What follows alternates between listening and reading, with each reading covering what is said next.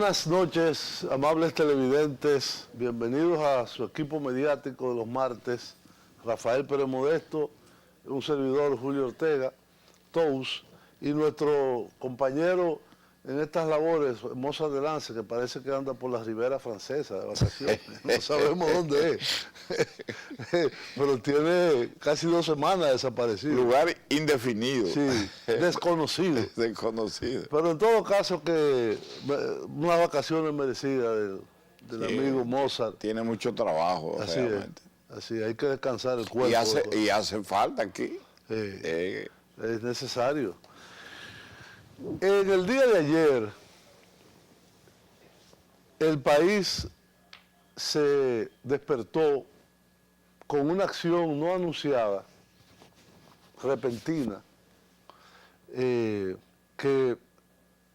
hizo una disrupción absoluta del tránsito en la ciudad capital y de el transporte de pasajeros de lo que llevan a cabo los sindicatos, en particular la Federación La Nueva Opción, que no son sindicatos en realidad, son asociaciones de empresarios y de grupos de presión, y se creó un caos absoluto. Las personas no pudieron ir a su trabajo. O llegar tarde. Llegaron tarde. Los usuarios del transporte se molestaron a tal nivel que en un tramo frente al al Centro Olímpico, se sentaron en medio de la avenida 27 de febrero. No solamente pusieron los vehículos. No, porque estos fueron los usuarios, no fueron los choferes. Los usuarios. Porque los usuarios estaban molestos con la disrupción que habían causado. Y realmente esto es una situación que ya es realmente muy preocupante.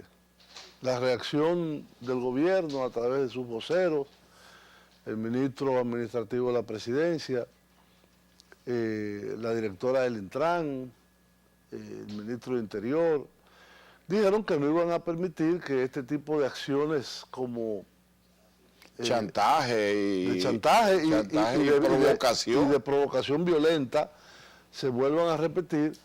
Pero evidentemente el Estado, las fuerzas de seguridad tienen que tener una mayor coordinación, porque ahí se vieron escenas en las cuales la policía atacó a estos usuarios del transporte que, cansados de esperar y que los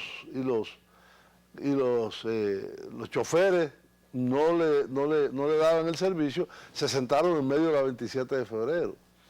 Y entonces le marcharon a esta gente, le tiraron bombas lacrimógenas, etcétera. En la Universidad Autónoma de Santo Domingo, aparentemente grupos coordinados también tomaron esta acción. Y en el centro de todo esto está una idea de los sindicatos o de los grupos de empresarios transportistas, de que, ahí están las imágenes, de que el gobierno debe reducir un 35% del precio de los combustibles. Aparentemente esto es algo simpático para la gente, pero hay que decirle la verdad. En los últimos, desde el inicio del año hasta la fecha actual, los combustibles han subido, el petróleo, los combustibles derivados aumentan más, en un 25%. Sí, pues llegaron hasta alrededor de 40 y algo. 50 y poquito comenzó, y ya están en 70, en rangos de 60 altos y 70, y a veces suban a 75. Entonces, esta es una realidad, un país tomador de precios, que importa los combustibles. Antes los importaba de Venezuela y México, ahora tiene que ir tan lejos como Nigeria, en África, a buscar los combustibles. Entonces eleva el costo. Elevan los costos. Entonces ellos se han inventado 2 cosas. Lo que ellos llaman una mafia de suplidores, supuestamente coaligados con el Estado y que el Estado aplica de una forma medalaganaria, supuestamente, la ley tributaria de los combustibles. Y que eso podría, sin ningún perjuicio a el papel que cumple esa ley, que no solamente, porque oiga yo, ¿cómo se llama? Ley tributaria de los combustibles, es decir, es una ley que se votó, por cierto, en el gobierno de Hipólito Mejía, aunque se redactó en el gobierno de Leonel Fernández 96-2000, pero el PRD no quiso aprobarla, que tenía mayoría en el Congreso en ese momento, y lo hicieron bajo la administración de Hipólito Mejía, creo que es 187-00, el número de la ley, o 87-00. Esta ley lo que hace es, como decía el propio Hipólito Mejía, que cuando el petróleo sube, los precios internos suben, y cuando baja, baja. Me acuerdo de aquella frase muy simple que utilizó el expresidente Mejía. Y efectivamente, el modelo productivo dominicano, los usuarios de los combustibles, los dueños de vehículos, que han crecido enormemente la tenencia de vehículos en el país, de todo tipo, desde motocicletas hasta vehículos más grandes,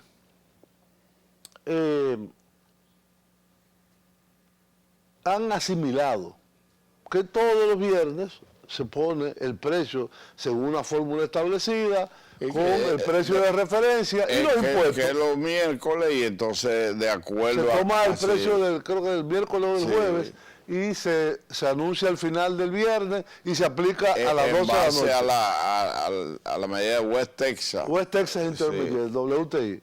Entonces, eso es algo que, bueno, yo veo inclusive que ahora las publicaciones de industria y comercio no solamente publica el precio, sino publica una tabla de todos los componentes de impuestos, y para justificar por qué, explicarle a la población. Se hace esto. Pero entonces este señor Uvieres y los otros sindicalistas también. Pero lo que pasa es que Uvieres tiene, como quien dice, es más incisivo, irrita más, y además de eso también hace más bulla en términos mediáticos. Sí. Y además es más intemperante, es más impositivo. Así es. Entonces sobresale por porque eso. Antonio Marte, que es la otra, Conatra, y Fenatrado, que son los camioneros, los de los camiones,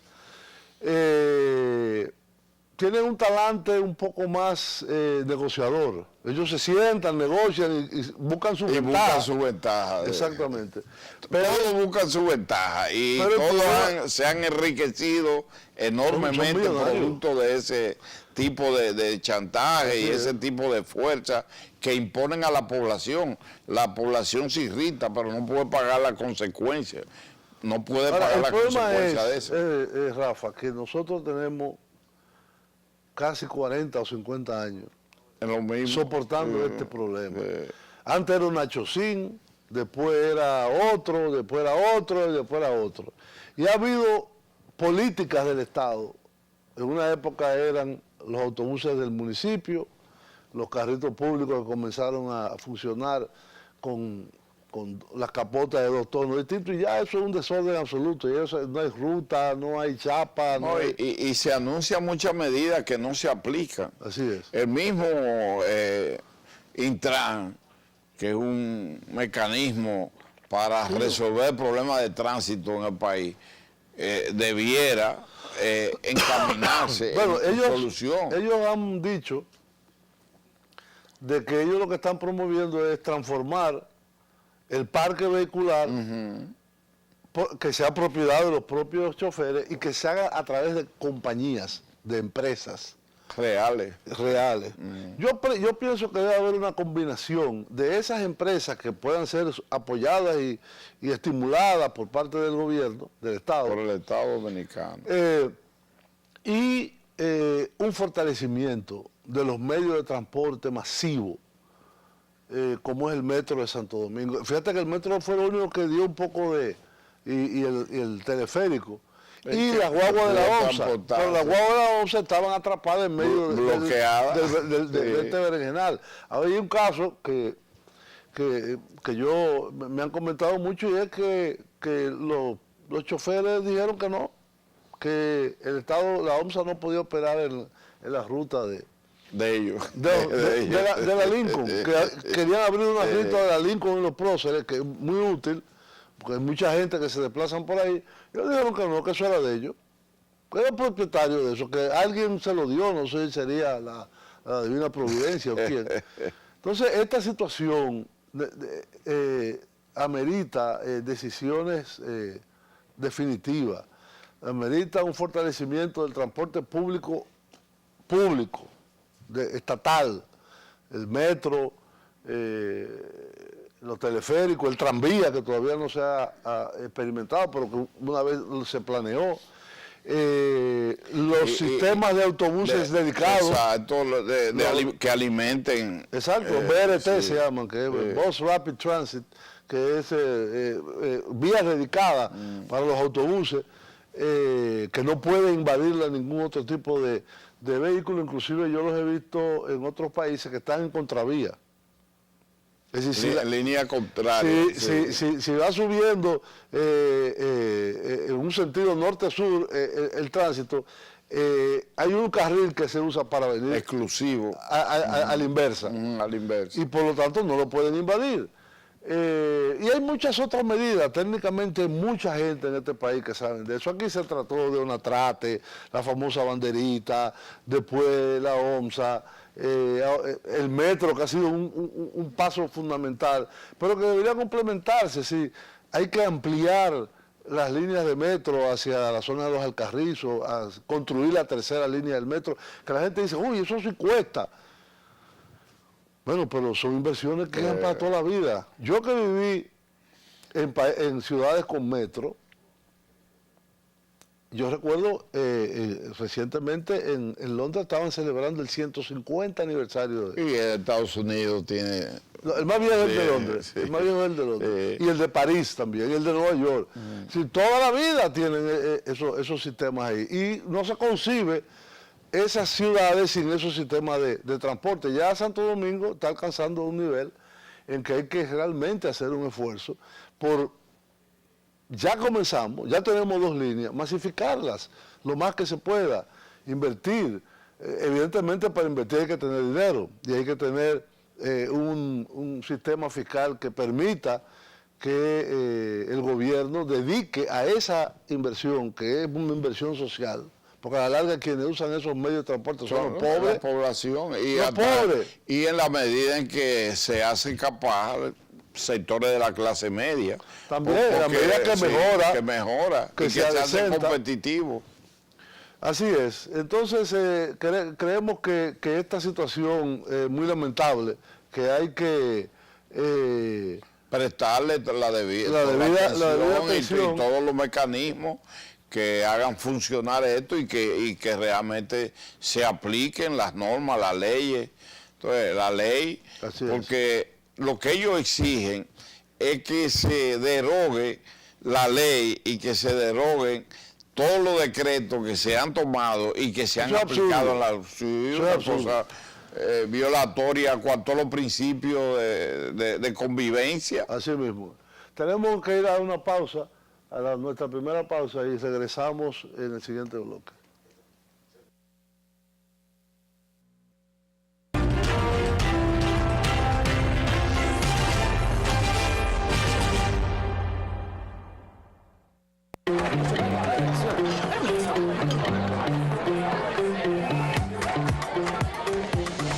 Papi, necesito que me deposite, que no me dan los cuartos. Resuelve al instante esos apuros y realiza todos tus pagos, transferencias y mucho más a través de tu banco en banreservas.com. Siempre activo y seguro para que resuelvas desde donde estés tu banco fuera del banco. Actualidad, ciencia, tecnología, pluralidad, política, deportes, cultura, economía. Diariodominicano.com, el medio de comunicación. Juntos hemos trabajado y hemos crecido. Hemos enseñado y también hemos aprendido. Hemos sembrado, cosechado y construido. Hoy, República Dominicana es un ejemplo para toda la región. Un país lleno de oportunidades con un futuro brillante. Visita www.grandeslogros.do y conoce lo que juntos hemos logrado. Gobierno de la República Dominicana. Aquí hay futuro. La revista diaria.com.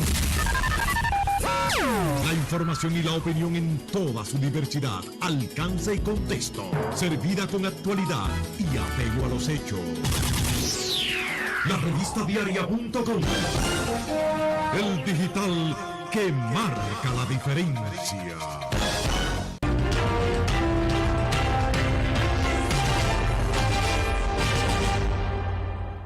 Bien, amigos, aquí estamos de vuelta en su equipo mediático del martes. En esta ocasión, Rafael Pérez Modesto y un servidor, Julio Ortega Tous. El segundo tema que queremos abordar con ustedes es los resultados de la primera vuelta electoral en Brasil. En Brasil ha habido un resultado que nadie esperaba. Ninguna de las encuestas daban este resultado. Se veía una situación de prácticamente...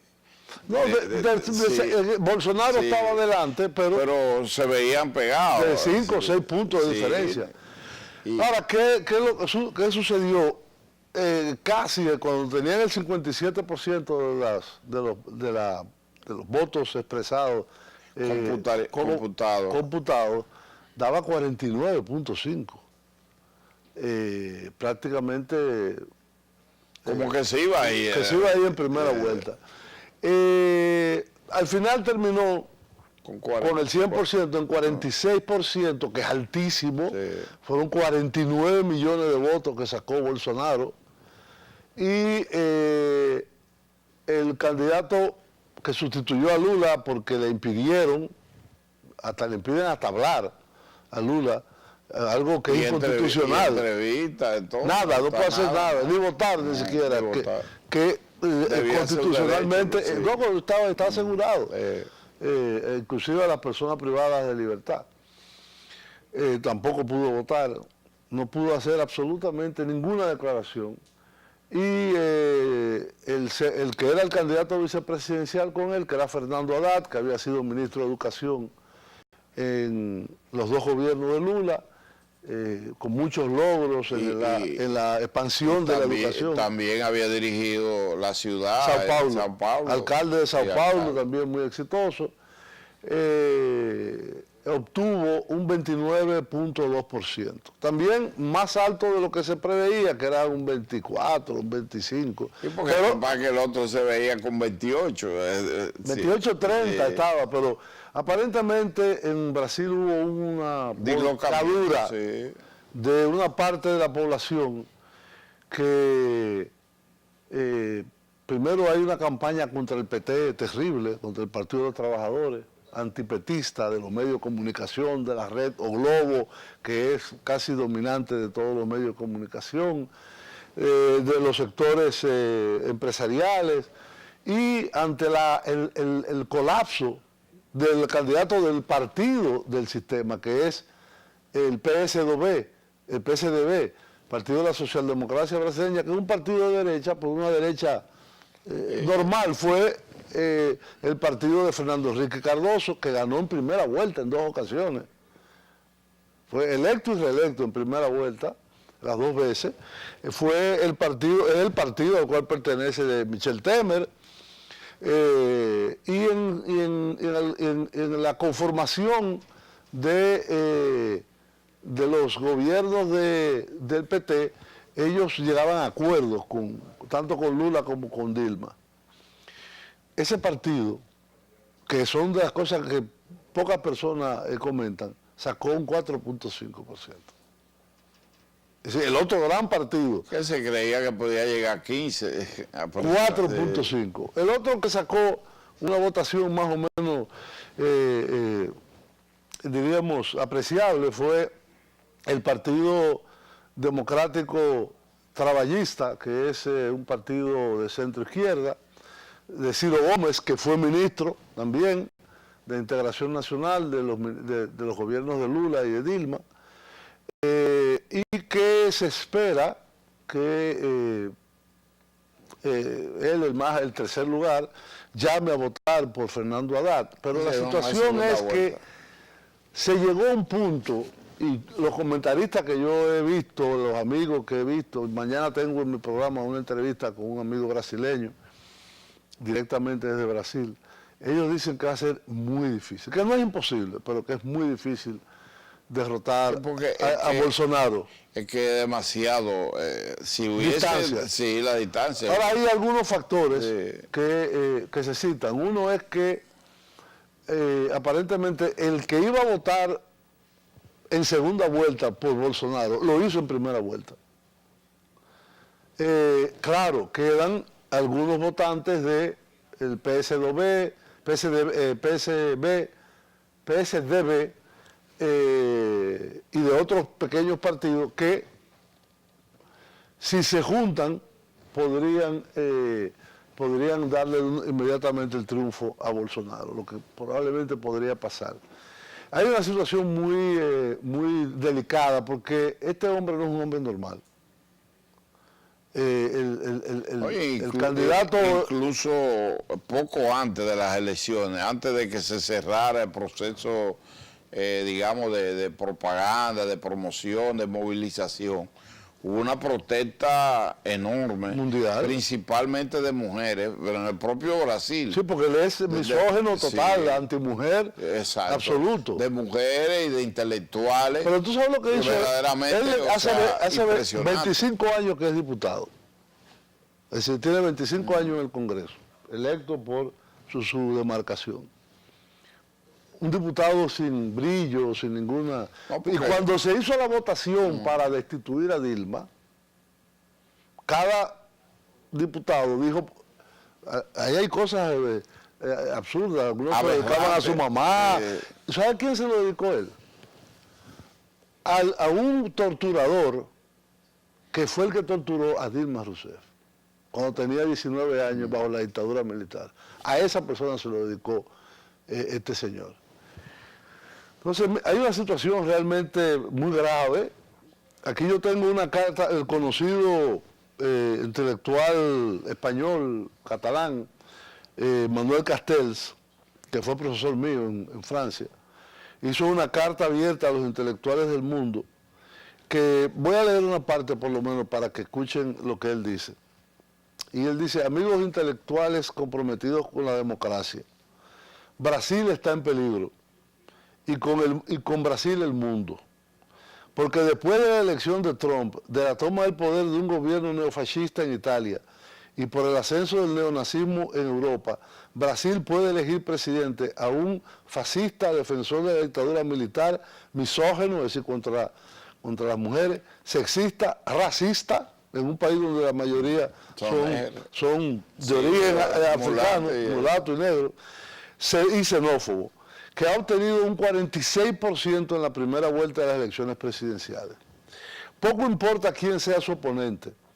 Fernando Haddad, la única alternativa posible, es un académico respetable y moderado, candidato por el Partido de los Trabajadores, PT, un partido hoy día desprestigiado por haber participado en la corrupción. Un llamado eso. En una situación así, ningún intelectual, ningún demócrata, ninguna persona responsable del mundo en que vivimos podemos quedarnos indiferentes. Generalizada del sistema político brasileño, de esta crisis generalizada del sistema político brasileño. Pero la cuestión no es el PT, sino una presidencia de un Bolsonaro capaz de decir a una diputada en público que no merece ser violada por él porque es muy fea. O que el problema con la dictadura no fue la tortura, sino que no matara en lugar de torturar. Yo no represento a nadie más que a mí mismo, dice Castells.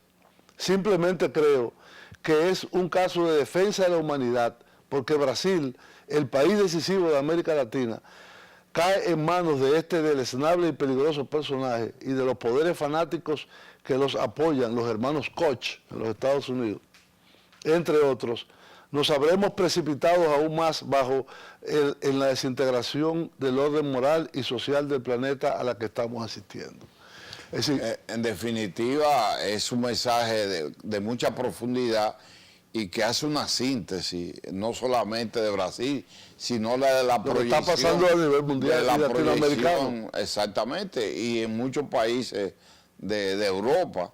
O sea, es la derecha más recalcitrante, y lo que está sucediendo en Brasil es que se ha instalado un elemento que él lo definió y que ya tú habías hecho precisión, un elemento que no se puede llamar derechista, es un fascista. Es más allá de un fascista. Entonces es un elemento antimujer, colonialista, racista, antifeminista, tiene todo y dice que va a privatizar todo. No ofrece ningún cambio favorable para su nación. Bueno, que la población se arme. Exacto. Es una de las medidas más populares de las que él ha propuesto. Bueno, entonces es una la cosa, pena de muerte. Exacto. También. Es una cosa pero absurda si tú te pones y a que ver, representa para todo el continente, porque él lo definió con una palabra. Brasil es el alma, porque viene siendo como la capital de Sudamérica. No, es el país más grande. El país más grande, más importante, sí, y con más riquezas. Entonces, eso tenemos que analizarlo con un sentido, por un lado crítico y por un lado de no indiferencia. Exacto. O sea, hay un compromiso, y esa comunicación dada a conocer al mundo implica ya, de hecho ha habido propuestas de que aquí gente representativa de la sociedad dominicana nos pronunciemos, y no solamente eso, y no nos dejemos sentir, para que el mundo entero pues se haga presencia, haga acto de presencia en condena de tal posibilidad. Ahora, hay un punto ahí, Rafa, nos quedan pocos minutos en este segmento, pero hay un tema ahí, y es cómo asistimos a nivel internacional al colapso de los sistemas políticos existentes. Porque nosotros nos alegramos con México, porque es un candidato progresista, pero es una caída del sistema político mexicano. Es decir, el Partido Revolucionario Institucional y el PAN y el PRI prácticamente quedaron destruidos por una organización política totalmente nueva. Inclusive el PRD, que era el tercer partido de la izquierda, también fue superado. Lo mismo está pasando ahora en Brasil. Lo mismo pasó en ¿cómo se llama? Y el ganador en Colombia, que es un representante del gobierno saliente. Bueno, Estados Unidos, con la elección de Donald Trump. Es decir, hay una situación que uno debe reflexionar mucho. No, y lo de Ecuador. Para nosotros, para nuestro país, porque nosotros no vivimos en una isla.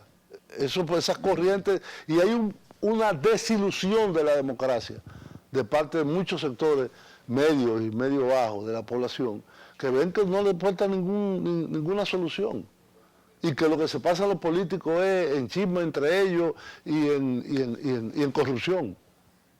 Y eso es una condena. Entonces nosotros, cuidado, nosotros tenemos nuestro Bolsonaro que anda por ahí también, con un apellido sonoro. Así es. Es decir que, como decimos aquí, ojo pelado. No, y como hay que poner la barba en remojo. Cuando ven la de tu vecino Ardel, pon la tuya en remojo. Señores, volvemos en el siguiente segmento.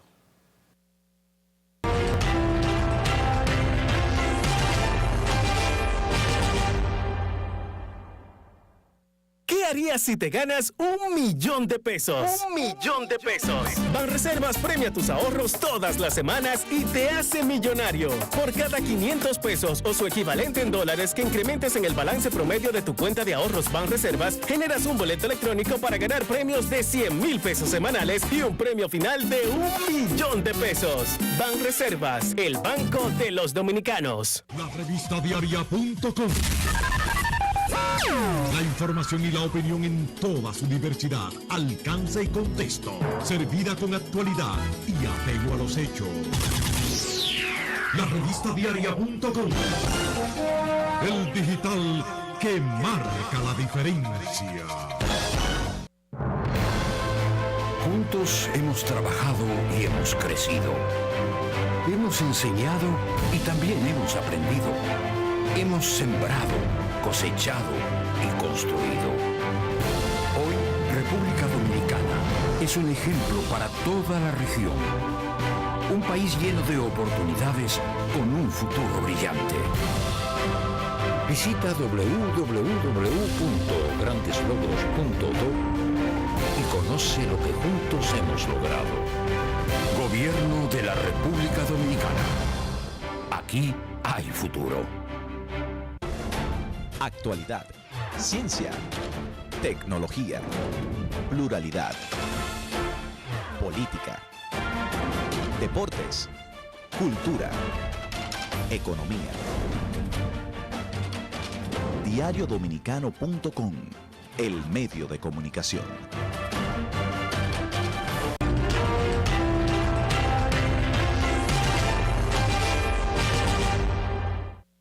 Bien, amigos, continuamos con esta edición del equipo mediático de los martes, y en esta ocasión queremos hablar de un tema que en cierto sentido nos concierne a nosotros, y es los recientes movimientos telúricos, terremotos en el noroeste de Haití, el departamento del noroeste, muy cerca de la ciudad de Port-de-Paix. Es una ciudad de unos 120,000, 130,000 habitantes, muy difícil acceso porque las carreteras están en muy mal estado. Y aislado. Y la isla de la Tortuga, la famosa isla de la Tortuga, que está enfrente de Port-de-Paix, que fue a una distancia, al tiro de ahí fue que se establecieron los bucaneros y los franceses, sí, para poder ocupar y entonces los españoles habían abandonado toda esa parte y les fue fácil a ellos. Y después se lo cedieron. Se lo cedieron oficialmente, sí, con un acuerdo internacional. Para que Francia le devolviera a Cataluña. Exactamente. Pero que realmente, haciendo una acotación para que intercambiemos, realmente lo que sucedió en Haití puede pasar, porque ahí no podemos ver el asunto como Haití, República Dominicana. Es que son capas tectónicas. Es una isla que tienen su ramificación. Inclusive se sintió en Cuba también. Y exacto, se sintió en Cuba y hasta aquí en la capital. Yo lo sentí. A mí me dio como un mareo, un mareíto, y entonces yo me quedo viendo si hay lámparas moviéndose y esperando que los otros familiares gritaran. Porque yo pensé que era yo que estaba mareado. Exacto, yo pensé que era yo. Pero fue un movimiento. Pero ahí mismo me entraron a mí, está temblando, está aquello cuánto, en La Vega, de Santiago, de diferentes puntos, porque en la parte norte. En la línea noroeste, creo que en Villa Vázquez, el municipio... hubo grieta de... hay que demoler la sede del ayuntamiento, porque quedó en muy mal estado. Era un sábado, el sábado pasado, y quizás por eso no pasó nada. No hubo desgracia aquí. No. Ahora en Haití allá hay 17 muertos. Sí, comenzaron con 1, ya va por 17. Después 3, después 5, 6, 9, ya van 17, pero hay 350 heridos y desaparecidos. Yo los cálculos me dan que puede llegar a 50, porque... ¿Muertos? Sí. Y fue una escala, no es por la escala, 5.9. Y la profundidad no fue muy bajita. Fue de 10. creo que fueron 10 o 15 kilómetros. 10 o 15, sí. Que fue igual que el de Puerto Príncipe. Pero el primero, porque fueron 2 temblores, uno de casi 6, 5.9, que llegó a considerarse de 6, y 5.4. Pero hay 179 réplicas. Ah, sí, bueno, pero esos son ya réplicas normales. Entonces, la vulnerabilidad de este tipo, de las personas ante fenómenos, sí. ante este fenómeno de los movimientos de tierra telúrico y los terremotos, lo único que puede prever más desgracia la que puede haber es, primero, normas de construcción muy rígidas. Oye, y educación en Chile han habido terremotos gigantes de 8 y 8, Japón. Y la cantidad de muertos muy poca. Y la educación, como tú dices. Es decir, ¿qué hacer en caso de un terremoto? Porque mucha gente cree que dice dónde está un dintel. No. Es buscar el punto de ciego. Es decir, por ejemplo, detrás de un mueble como esto, debajo, al lado de una mesa. Algo que sostenga. En lo que se define la situación para entonces salir, y no por ascensores, sino por escaleras. Pero no, espérate, mientras está temblando, no. Y también no colocarse debajo de puertas. Ni tampoco ya en la calle, si ponerte en sitio que haya cuestiones eléctricas, palos de luces, árboles muy grandes. En todo caso, esto realmente edificios. Es muy lamentable. Y nosotros somos muy susceptibles porque aquí no hay. Para los ciclones, la gente ha ido tomando conciencia de que nosotros estamos en la zona. No, en la ruta. Sí, en la ruta de huracanes. Sí. Y la gente va ahí aprendiendo. Y se han ido tomando medidas y el COE está jugando su papel. Pero en el aspecto de terremoto todavía no hay ni el nivel de conciencia. Además, esto no es predecible. Aquí hay muchas fallas que entran, pero hay una que entra por Montecristi y pasa por Santiago, por el medio de Santiago. Esa es la septentrional. Sí, pero esa es la peor. Esa es la más grande. Pero además con un agravante, y es, según pero hay una Barahona, otra también. Algunos simbólogos es que Santiago tiene, la capital está hecha sobre roca, pero Santiago tiene arcilla debajo. Una parte de la capital, porque de la 27 hacia allá, hay zonas, bueno, ahí donde está el club Los Prados, esa zona por ahí no es de roca. Esa zona no es de roca en la capital. Pero la mayoría de la capital es roca. Bueno, sí, lo que es la capital tradicional. Sí. Entonces, en este caso, primero lamentar esta nueva desgracia en Haití. El presidente Medina se puso en contacto con el presidente y medir en qué tipo de ayuda, de qué forma se puede ayudar, porque estamos en la misma isla, podemos cruzar al otro lado a dar ayuda. Lo que se ha hecho tradicionalmente, contrario a lo que hacen los que son enemigos de este país, que quisieran que nosotros cargáramos con la culpa de lo que ellos han hecho con ese hermano país. Así es. Entonces, realmente la República Dominicana responde con construcciones, con comida, con medicina, con atenciones de todos los géneros. Ahora se tomó una actitud preventiva, o sea, el presidente ponerse en contacto, qué es lo que ha pasado, en qué podemos ayudar y cómo, y se está haciendo. Es decir, es el único país que ha dado respuesta realmente. Así es. Entonces eso es una característica que ponen bien alto el espíritu solidario de este pueblo expresado por el gobierno del presidente Medina. Y además lamentar porque realmente es un país que le han caído tantas desgracias. Junta.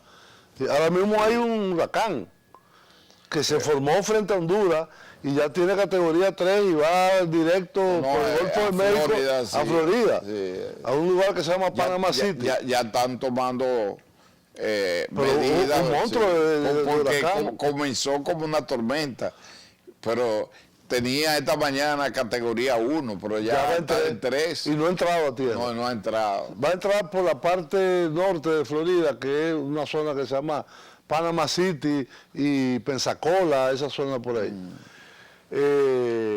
Y bueno, esperar de que aquí ha estado lloviendo mucho. Eso por un lado es bueno, porque se llenan las presas, que había mucha sequía. Sí, pero por el otro, entorpece las actividades humanas. Es decir, bueno, está bien que llueva, pero que llueva en la montaña, no tanto en la costa, eso entorpece el turismo.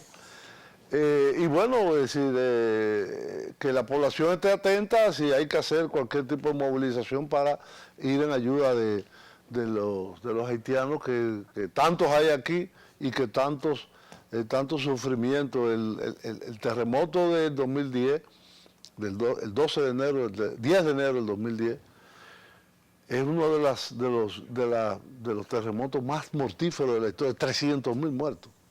300.000 muertos. En un país. Y no fue tan fuerte, fue fuerte, pero 7.2. Pero no, es que no es para matar tanta gente, es que es muy frágil, la fragilidad. Sí, y entonces también la profundidad, ¿no? Fue muy casi superficial. Y de casualidad, porque ese sí se sintió, primero era de mayor magnitud. Yo lo sentí aquí. Aquí en la capital lo sentimos, yo estaba en Palacio, que es una estructura fuerte, sólida, y estaba todo estremeciéndose. De casualidad eso no me imagino yo en Barahona y esa zona cercana. Sí, porque es la misma ruta. Sí. Y estuvimos al punto de un tsunami también que se pudo haberse esa falla se llama Barahona Plantain Garden, porque comienza en Barahona y atraviesa toda la península de Tiburón, es decir, la península sur de Haití, y llega hasta Jamaica a un río que se llama Plantain Garden. Y fue en esa falla que se produjo. Pero nada, volvemos en el próximo segmento con la parte final del programa.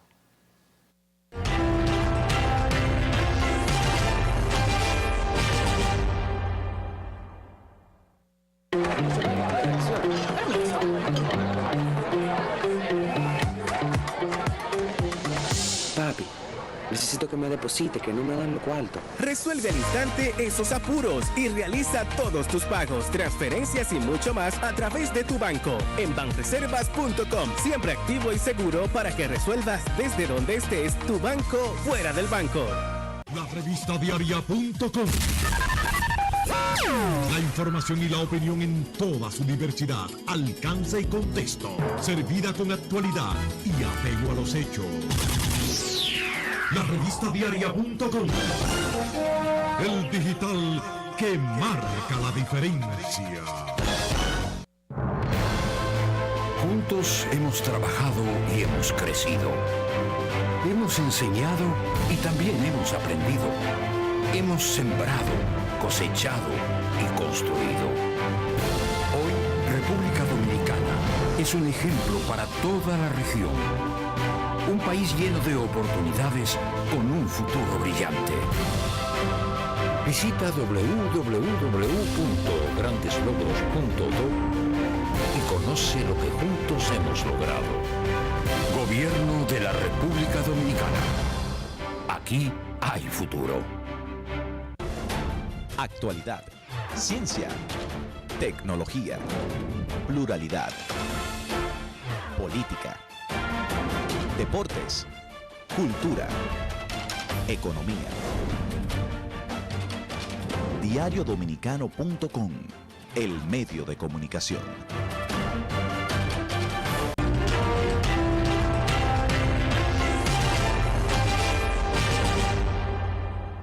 Bien, amigos, hoy es día 9 de octubre del año 2018.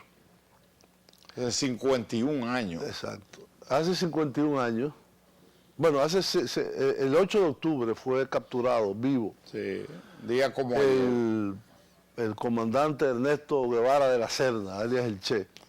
Ernesto Rafael Guevara de la Serna, argentino-cubano, que se ha convertido en una leyenda de lo que es el revolucionario humanitario, que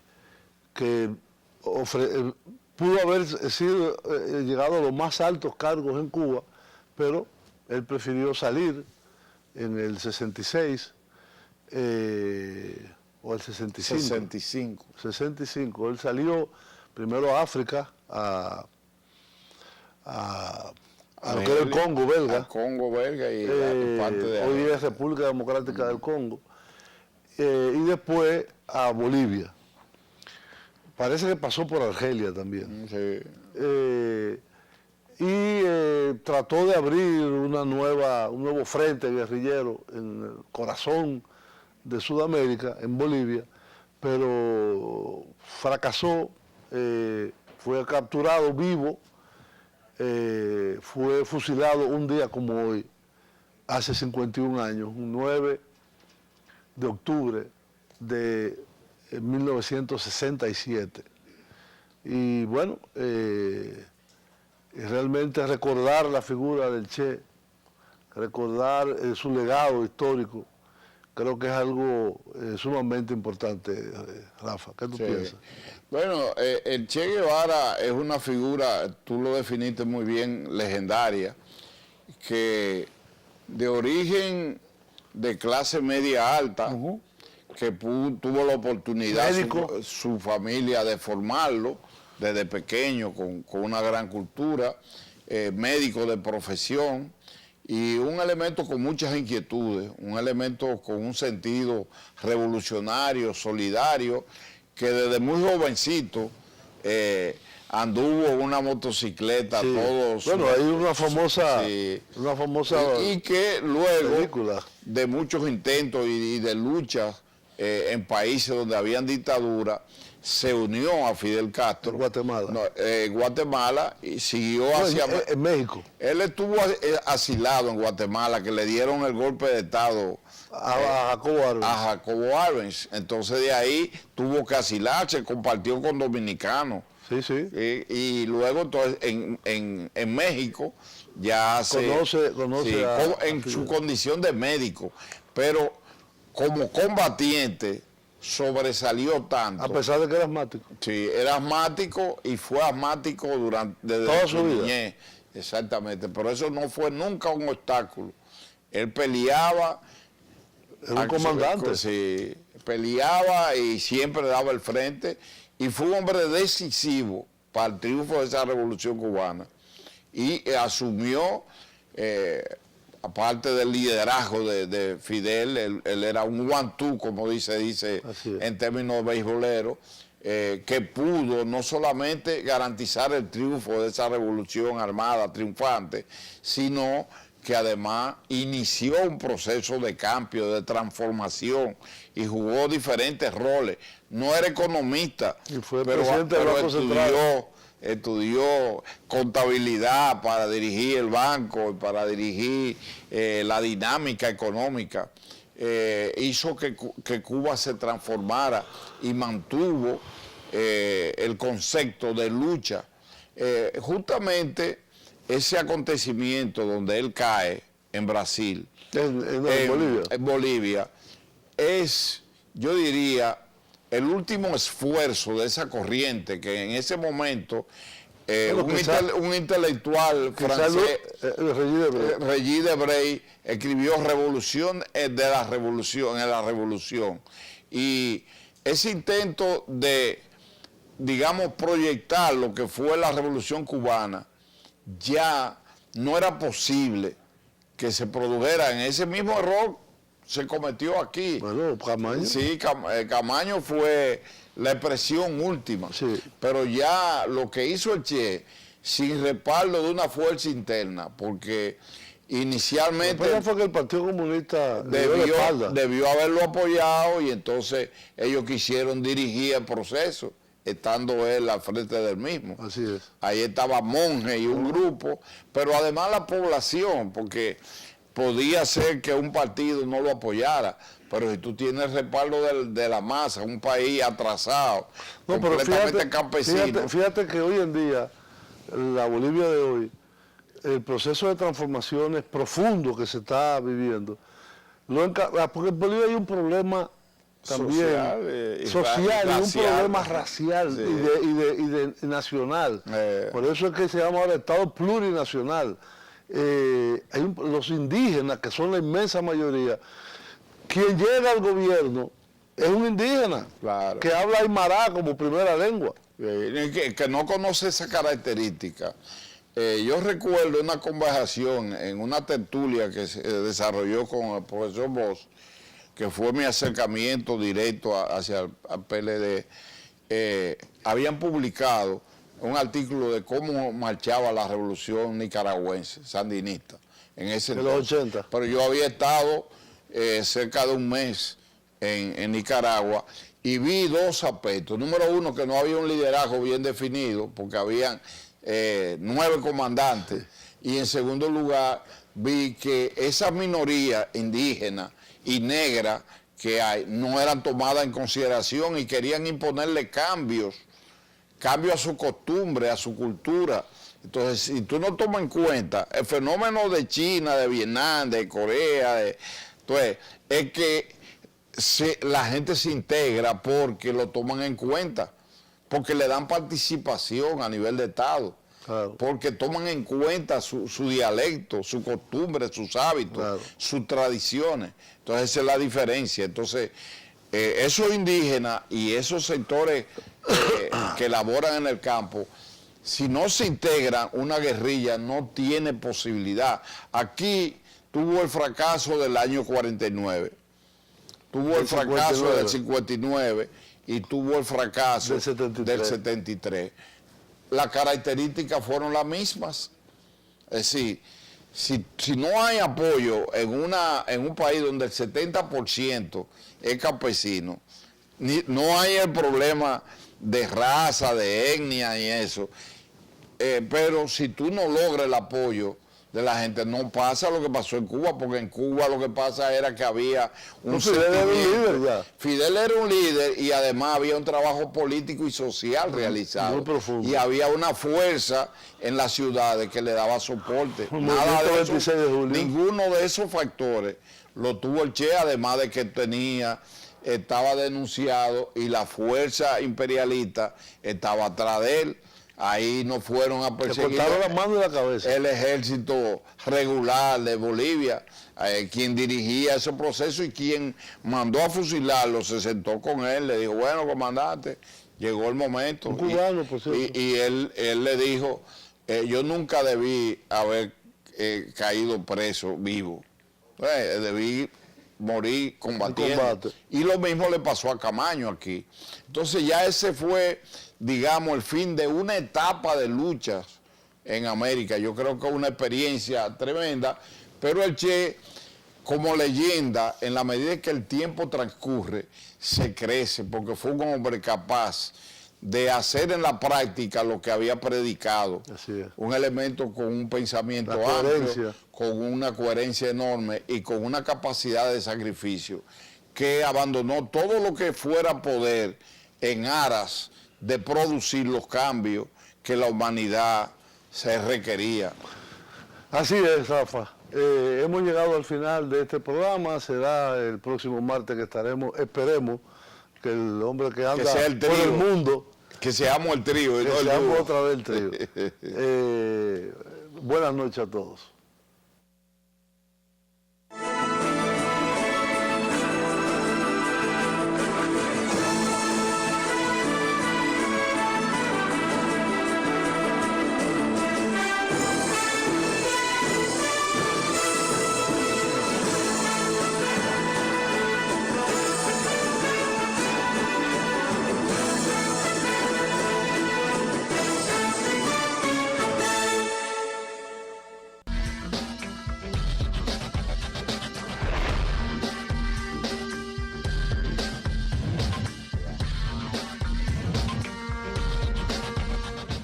Objetivos, directos, precisos. Teleradio América, líder en comentarios. Editorial de Teleradio América. Elecciones en Brasil. Nuevo liderazgo. Jair Bolsonaro salió triunfante con el 46.3% de los votos en la primera vuelta de las elecciones en Brasil. Las encuestas fallaron. Los politólogos, sociólogos erraron. Se impuso contra todos los pronósticos el político contracorriente. Proveniente de las filas militares, Bolsonaro es un líder de ultraderecha que ha vendido un discurso electoral populista comprado por la mayoría de los votantes del país con la 9ª economía mundial y 207.7 millones de habitantes. La situación política que hoy vive el gigante sudamericano es un reflejo de la insatisfacción de los brasileños con los políticos tradicionales y un profundo deseo de cambios. Desde Multimedios Teleradio América reflexionamos. El triunfo de Jair Bolsonaro